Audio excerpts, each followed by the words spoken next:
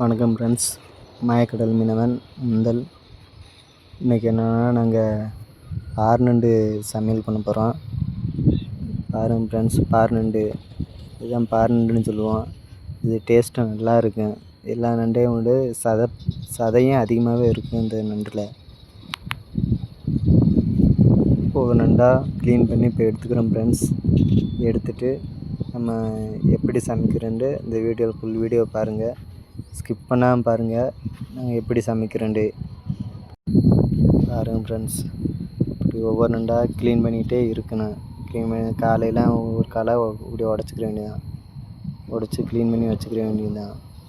பாருங்கள் ஃப்ரெண்ட்ஸ், எப்படி க்ளீன் பண்ணி உடைக்கிறோன்னு பாருங்கள். இது கொஞ்சம் ரஃப்பாகவே இருக்கும். மேலே உள்ள தோடு பகுதி ரஃப்பாக இருக்கும். அதில் இந்த சென்னைன்னு எல்லாத்தையும் தனியாக க்ளீன் பண்ணி அப்படியே ஒன்று ஒன்றா எடுத்துக்கிற வேண்டியதுதான்.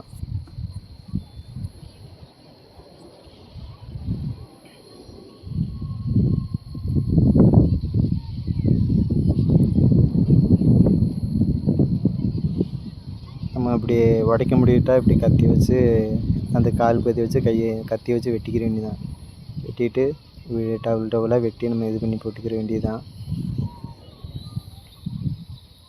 அதுமாதிரி காலை அந்த இப்படி உடச்சி விட்டோம்னா உள்ளே உள்ள சதைப்பகுதி நல்லா வேகும். அதுக்காண்டி தான் இப்படி உடச்சி லைட்டாக ரொம்பலாம் உடைக்கணும். லைட்டாக உடச்சி இப்படி லைட்டாக உடச்சி விட்டால் போதும்.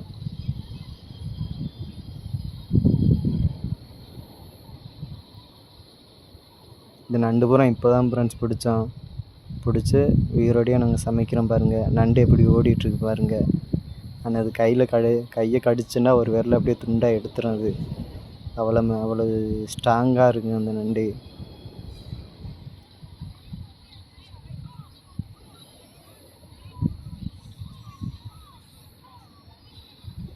ஒவ்வொரு ஆளுக்கு இந்த கால் நண்டு இதில் உடைக்க வராது. உடைக்க வரும்போது நம்ம கத்தி வச்சு வெட்டிக்க வேண்டியதான். எல்லா நண்டையும் இப்படி க்ளீன் பண்ணி தண்ணி வச்சு அலசி இப்படி க்ளீன் பண்ணி வச்சுக்கிற வேண்டியதான். பார்த்துக்கோங்க.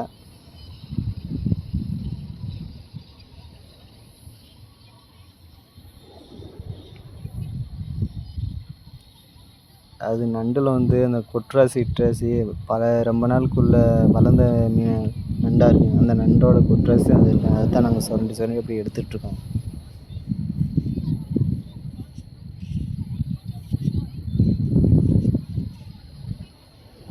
க்ளீன் பண்ணி முடித்து நம்ம நண்டை பூரா இப்படி ஒரு அடுப்பில் போட்டு அவிக்க வேண்டியதுதான். அந்த நிறம் மாறும், சிகப்பு நிறமாக மாறுறதட்டிக்கு நம்ம வச்சுக்கிட்டே இருக்க வேண்டியதான். நம்மளுக்கே தெரியும் அந்த நண்டு அவிஞ்சிருச்சா இல்லையாண்டு. நம்ம பார்த்துட்டு இருந்தாலே அந்த நண்டை தெரியும்.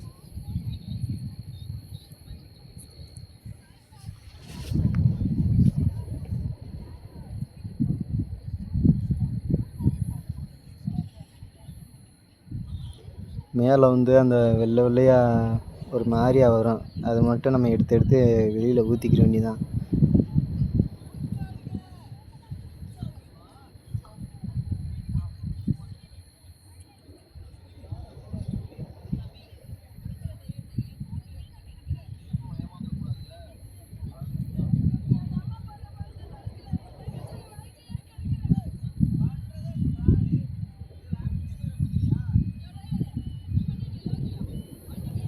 நல்லா அவிச்சு எடுத்துக்கிட்டாச்சு. இப்போ வந்து எண்ணெய் எல்லாம் ஊற்றி நம்ம ரெடி பண்ண போகிறோம் நண்டு. இப்போ நண்டு வறுவல் பண்ண போகிறோம் பாருங்கள். எண்ணெயை நல்லா ஊற்றிக்கிற வேண்டியதுதான்.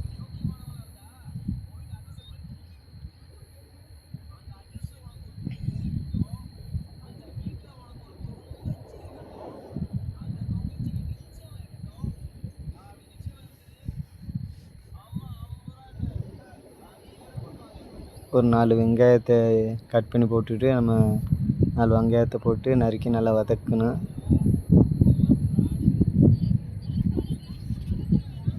இப்போ நாங்கள் எடுத்துக்கிட்டது வந்து குறைஞ்சது ஒரு 3 கிலோ நண்டு இருக்குங்க. இந்த 3 கிலோ நண்டுக்கு ஒரு 4 சிக்கன் பொடி எடுத்துருக்கோம்.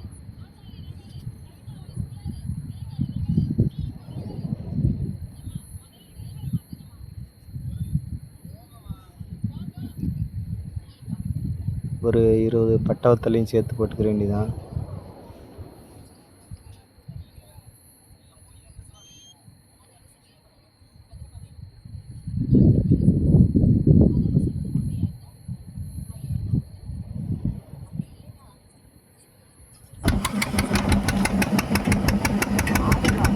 சிக்கன் பொடி 4 சிக்கன் பொடி நல்லா வச்சு நம்ம அந்த வாசனை போகிறதுக்காண்டி அந்த எண்ணெயில் போட்டு வதக்கிருக்கிறேன்.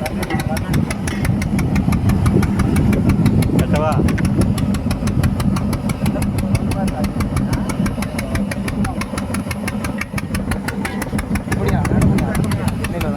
நல்லா வதங்கிருச்சு. இப்போ நண்டை போட்டு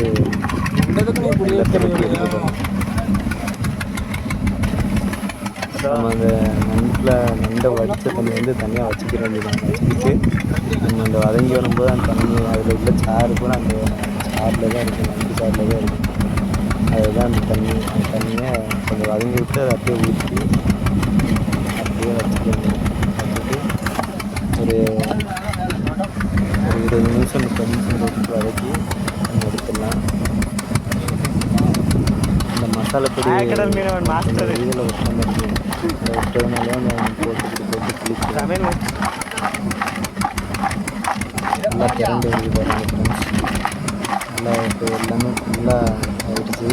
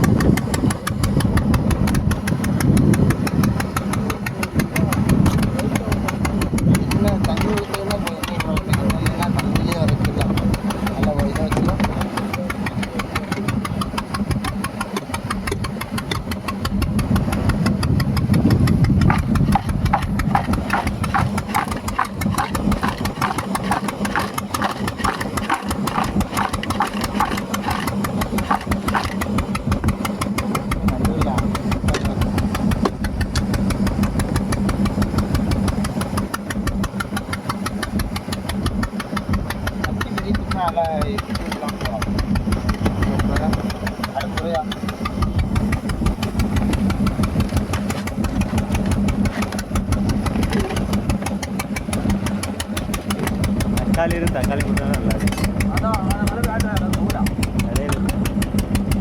கரை இறக்கிட்டு வாங்கி வரணும்.